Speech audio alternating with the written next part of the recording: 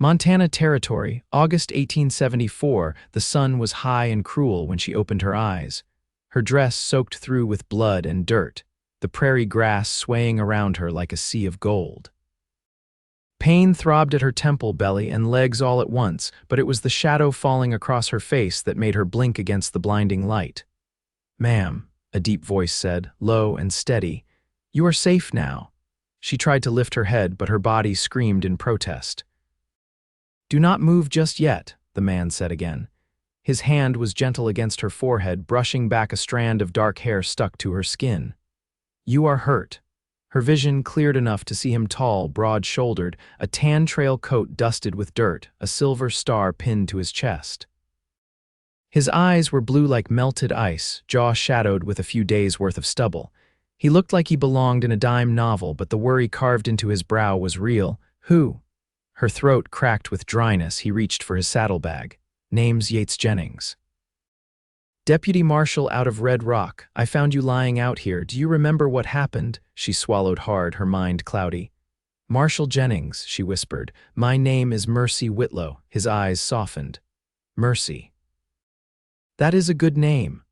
Mercy tried to sit up again, and this time he helped her, one strong arm behind her back. The landscape stretched wide and empty behind him, no wagon, no horses, no sign of anyone else. "I was traveling," she said, her voice trembling, "with a man named Warren Pike. He offered me work as a cook on his ranch, said he needed help raising his children after his wife passed. I thought it would be a fresh start." Yates' jaw tightened. "What happened, Mercy?" She looked down at her hands, scraped and streaked with dried blood. "He was not what he said." "There were no children," he tried to, her voice cracked. "I fought him. He hit me, left me here."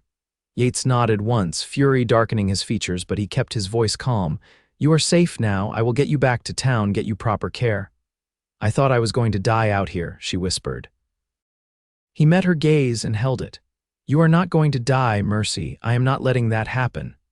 He helped her to his horse, lifting her with ease into the saddle and climbing up behind her. The ride was slow, careful, his arm steady around her waist, keeping her upright. Red Rock was a town of barely 24 buildings, most of them sagging under the weight of wind and time. But the doctor's office was clean, and the doctor himself was kind. Mercy winced as the bandages were wrapped, but her mind was elsewhere. Yates had not left her side for a second. Later, when she lay on the cot behind the curtain, she heard his voice outside the door, low and firm. "You find Warren Pike, you bring him to me, alive." The next few days passed in a blur. The doctor said her ribs were bruised, her shoulder dislocated, and she had lost a lot of blood. But she was alive, and Yates, he was always there. He brought her food from the boarding house, books from the post office, and once, a small, carved horse he said he found at the trading post. "Thought you might like something to hold," he said, placing it on the small table by her bed. "Thank you," she said softly, fingers brushing the smooth wood. "You did not have to do all this." He looked at her, quiet for a moment. "No one should be left for dead in the fields, Mercy." She blinked fast. "I do not know how to repay you." Yates shook his head. "You do not owe me anything."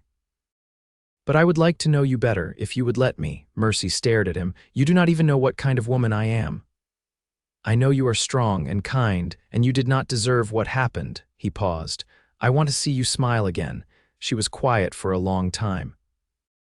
"I do not remember the last time someone wanted that for me." That night she dreamed of tall grass and blue eyes, of safety, of warmth. By the end of the week she could walk on her own, though her steps were slow. Yates walked with her, never hurrying her, never pushing. "Why are you helping me?" she asked one afternoon as they sat on the bench outside the doctor's office, the sun dipping low behind the hills. He looked out across the street, then back at her. "Because I know what it is to lose everything. I buried my wife 3 years ago. Fever took her. Took our little boy too." Mercy's breath caught. "I am so sorry," he nodded. "I was angry for a long time. Then I put on this badge and tried to make the world a little less cruel." She watched him, her heart aching. "You are not like any man I have ever known." He turned to her, something soft in his eyes. "Neither are you." They sat in silence after that, but it was a good silence. A safe one. The next morning she woke early and found him saddling his horse. "Where are you going?" she asked. He looked up. We got word Pike was seen near the river heading south. Her stomach twisted. Be careful, he stepped close. I will come back, I promise. She reached for his hand without thinking. Please do. He squeezed her fingers gently. I have something worth coming back to now. And then he rode out. Mercy stood watching until he disappeared over the ridge, hand pressed to her chest, her pulse thudding hard beneath her ribs. She had not planned to survive. She had not expected to feel anything again, but she felt something now. She felt hope. Mercy waited. Days stretched long beneath the wide Montana sky, each hour marked by the creak of the porch boards or the wind rattling the doctor's shutters. She kept to herself, hands often busy mending a frayed curtain, sweeping the stillroom, folding linens with quiet precision, but her mind followed Yates south, through sagebrush and cottonwood, over dry creeks and into whatever trouble lay ahead. By the fourth day, she began helping the doctor more directly, fetching water from the pump and sorting his dwindling jars of tinctures and salves. He was a wiry man with a permanent stoop and a voice that rasped like sand scraping wood. You're wasting your time worrying after a lawman, he muttered as she handed him a length of clean bandage. They don't come back when they ride out like that, not often. I did not ask your opinion, she replied without venom, tying the cloth into a neat bundle. That night, she lay awake on the narrow cot, staring at the exposed rafters above her. She could still feel the warmth of Yates's arm around her, still hear the way he'd said her name like it mattered. There were no letters, no telegraphs, no promise he'd return beyond the one he'd spoken, and she held to it like a child clutching a scrap of cloth in the dark. On the sixth morning, she heard hoofbeats outside, not the quick clatter of a courier or the heavy rhythm of freight. This was a deliberate gait, measured and sure. She stepped onto the porch barefoot, the sun just touching the ridgeline. Yates dismounted slowly. His coat was torn at the shoulder, one side of his face bruised, but he was upright and alive. He tied his horse loosely and looked up at her. I need coffee, he said. She nearly laughed, but her throat tightened before the sound could rise. Instead, she stepped back to let him through the door. He sat stiffly on the bench in the corner, letting her pour water into the tin pot over the stove. Neither spoke until the kettle began to hiss. Found him, he said finally. 2 miles outside of Sweetwater, he had a camp tucked up under a bluff, thought he was alone. He wasn't. She turned slowly. What happened? There was a man with him, younger. Pike drew first. His partner hesitated. That's what saved me. He flexed his hand, wincing slightly. Brought Pike back. He's in the Red Rock jail. His arms broke, same as his word. How long will he stay there? Until Judge Brannon gets back from Helena. Could be weeks. She poured the coffee and handed him a cup. He didn't drink it right away, just held it between his palms. She sat across from him, folding her hands in her lap. I didn't know if you would come back, she said, her voice low. I told you I would. You could have been killed. He met her eyes. Would have been worth it. Silence settled between them, heavier than before, but not unwelcome. I kept busy, she said after a moment. Doctor says he'll let me stay on for a while, help with the nursing. You thinking of staying in Red Rock? I don't know. She looked out the window. There's nothing behind me, but it's hard to know where to start. He set his cup down and leaned forward, elbows on knees. You don't have to decide now, but if you did want to stay, I'd like that. She didn't answer right away. Instead, she stood and stepped outside, the early light brushing her skin, the air cool and dry. He followed her, stopping just beside the porch rail. You lost more than most, she said. And still, you make room for others. I don't understand how. He rubbed his jaw, thoughtful. I don't know that I do, but I remember what it felt like when everything was gone. I remember wishing someone would just sit beside me a while, that's all. She nodded slowly. You did more than sit. I would again. She didn't reach for his hand, but she stood closer now, her shoulder nearly brushing his. A soft wind stirred her skirts, and somewhere down the street, the blacksmith's hammer began to ring. Maybe I'll stay, she said. He turned toward her, eyes steady. You'd be welcome. She folded her arms loosely across her chest, breathing in the scent of dust and pine sap. You don't even know what I'm good at. I know you're careful. I know you don't scare easy. I know you don't lie. That's hardly enough to build anything on. It's a start. He paused. You don't have to give me an answer yet. She looked at him fully then. I already have. He didn't smile, but something eased in his face, a quiet settling. They stood that way a while longer, the town slowly waking behind them. The worst was past.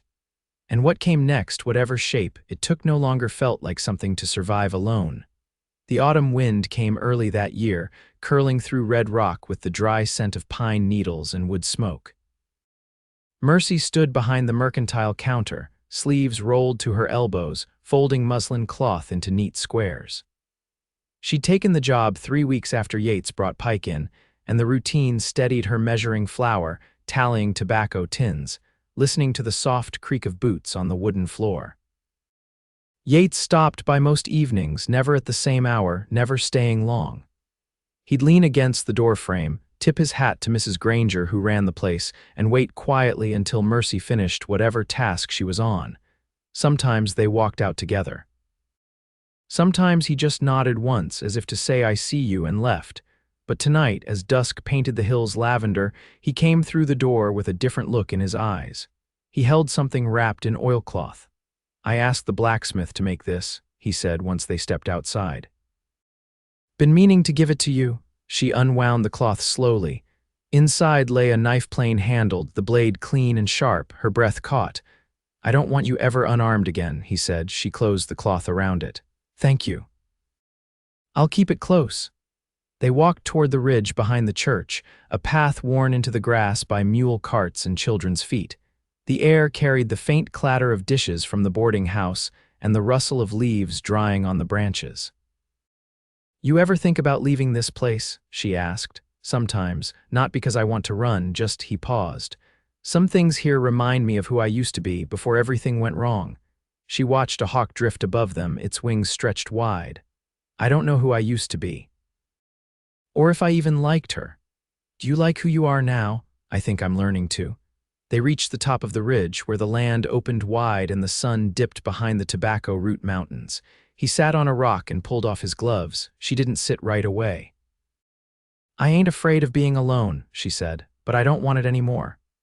"You don't have to be," he said. She lowered herself beside him, the evening air cool against her skin. A family of deer moved along the far slope, too distant to hear but easy to spot against the fading grass. "I started writing letters," she said, "to a sister I haven't seen in years. I don't even know if she's alive." "What would you say if she wrote back?" "I guess I'd tell her I made it, that I'm still standing. That someone found me when I thought the world had gone cold." He didn't answer right away. Then, "You're more than standing, you're building something again." She turned to him, noticing for the first time how the lines around his eyes deepened when he looked directly at her. How he didn't glance away. "You ever think about marrying again?" she asked. He nodded slowly. "I've thought about it." "Would you marry someone who's still patching herself back together?" He didn't hesitate. "Only kind of woman I'd trust to build a life with." She looked down at her hands. The scars on her knuckles were pale now, the skin healed but changed. "I want to choose this time," she said. "Not be chosen out of pity, not be tolerated. You're not a burden, Mercy." "No," her voice was quiet. "You're a woman who survived a man's worst and didn't let it turn you cruel." "That's not a weight, it's a reason." She took a slow breath. "Then I choose you if you'll have me." He reached for her hand, fingers warm against her wrist. "I already do." The silence that followed was full, not empty. The wind lifted her hair, tangled it gently against his coat. They sat that way until the stars began to show, one by one, like lanterns in a dark field. When they finally stood, he offered his arm. She took it. They walked back toward town together, the lights of red rock flickering ahead, a small place, but theirs now. The road behind them was long, and the road ahead unknown, but they met it side by side. And that was enough. The wedding was held in the clearing just beyond the last fence post of red rock, where the land opened to a sweep of meadow and the cottonwoods stood tall and gold with October. The preacher came from Bannack, his voice gravelly, his coat worn at the cuffs. Folks gathered quiet-like, boots dusted, Sunday bonnets tied neat. It wasn't a grand affair, no lace, no music, but everything Mercy needed stood beside her, a ring of silver in his hand and the promise of steady days ahead. Afterward, they walked back through town as husband and wife, and he carried her hand lightly in his, thumb brushing the place where her pulse tapped steady. No one stopped them, though a few offered nods, and the storekeeper's boy tipped his hat with both hands. They didn't go far. Yates had been building something quiet on the edge of town, a two-room cabin tucked behind a rise, with a chimney of river stone and a porch deep enough to sit on during rain. He'd started it before he ever told her, hammering boards in the cold and hauling water from the creek in a tin pail. She hadn't known until the day before, when he'd taken her by the hand and said, "I made us something. It's not finished, but it's ours." Inside, the hearth was swept clean, the floor bare pine.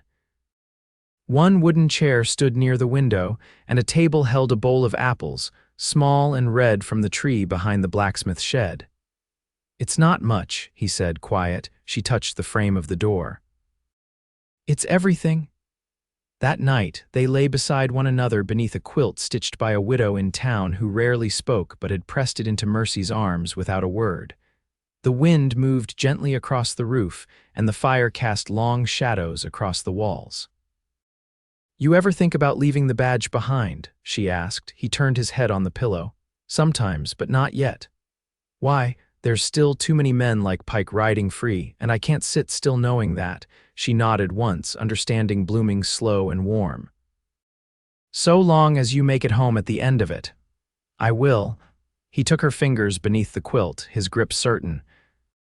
"You'll always know where I am." She pressed her forehead to his shoulder, breathing in the scent of wood smoke and worn cotton, and felt something inside her settle like creek water after a storm.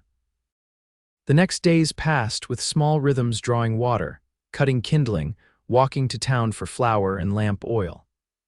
She cleared a patch behind the cabin and planted late carrots and winter onions, knowing they might not take but needing her hands in the soil just the same. Yates came home each evening with dust at his collar and stories from his rounds: a brawl over a mule, a runaway girl found sleeping in the hayloft behind the livery. One night he came through the door earlier than usual, a quiet look in his eyes. "Got asked to ride to Dillon next week," he said. "They're looking for someone who knows the country." "How long?" 4 days, maybe 5. She dried her hands on the towel beside the stove. "I'll keep the fire going." He stepped close, brushing a strand of hair behind her ear. "You always do." Later, when the moon hung low over the ridge, he traced the edge of her jaw with reverence, as if memorizing the shape of her. And when he kissed her, it was not rushed or desperate, but rooted in quiet certainty, the kind of love built plank by plank, day by day. She whispered against his chest, "I never thought I'd have this." "You do now," he said. When dawn came, she rose with him, tying his neckerchief and handing him the satchel she'd packed with biscuits and dried venison. He mounted his horse slow, watching her on the porch. "You'll come back to me," she said, voice firm. He touched the brim of his hat. "Always." She watched until he disappeared beyond the bluff, the sound of hooves fading into the hush of morning. Then she turned inside, the scent of coffee already rising, and set about tending their home. She didn't wait with fear. She waited with faith. The first snowfall came early that November, flurries drifting over red rock like sifted flour, quieting wagon wheels and softening the edges of every sound.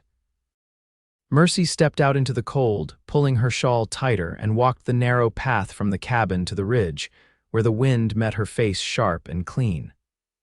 She came here some mornings now just to see the world stretch out, just to remember what it meant to stand steady. Yates returned from Dillon a week earlier than expected. She'd been boiling soap in the back kitchen when she'd heard the hoofbeats, and by the time she reached the door, he was already dismounting, his coat stiff with frost. He didn't speak right away, just reached for her, and she let herself be held, her cheek against wool, her breath curling between them. Now, the days moved with the quiet rhythm of early winter. He added a lean-to for firewood, repaired the roof before the deeper snows came.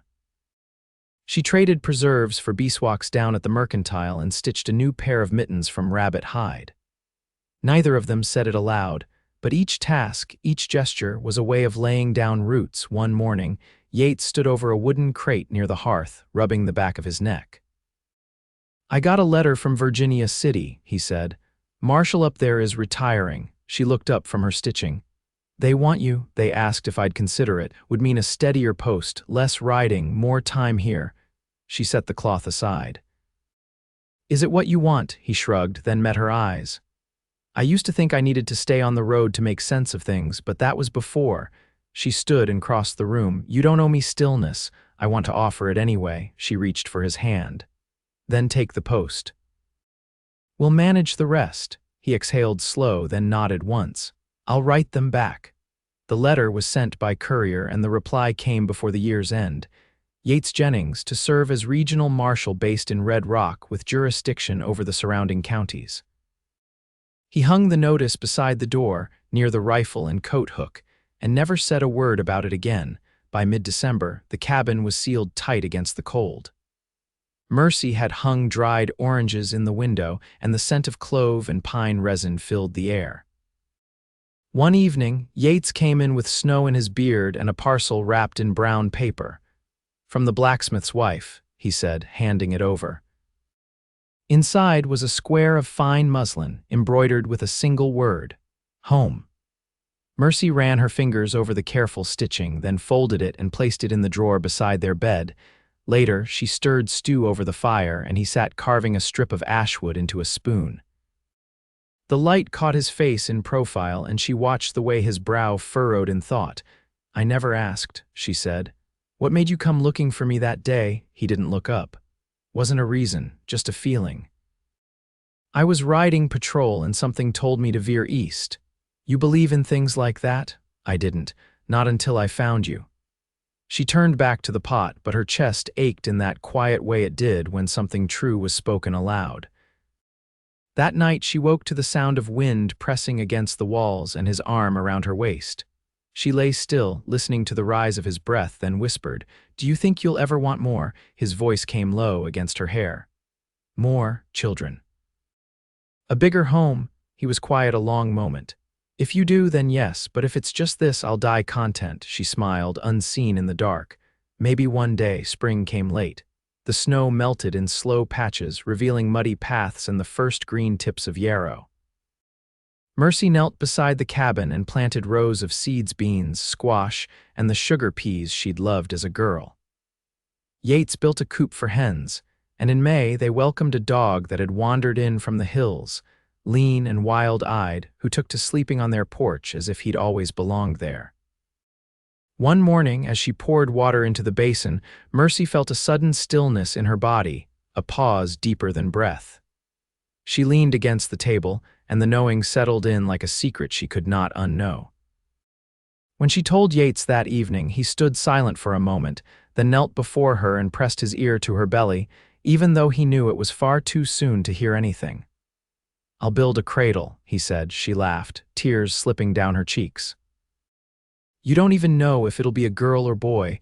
Don't matter. I'll build it just the same. The seasons turned. The child was born in late January, a daughter with her mother's dark hair and her father's steady hands. They named her Clara. She grew in a home filled with quiet joy and honest work, with two people who had found one another not in ease but in hardship, and had chosen, again and again, to stay. Yates took her riding when she was still small enough to fit in one arm, and Mercy taught her how to dry lavender and mend a hem. The rocking chair creaked in rhythm to lullabies sung low and off-key. Laughter came easily. So did silence. The kind of silence that needed no explanation. They grew old not all at once, but in the way people do when each day carries weight.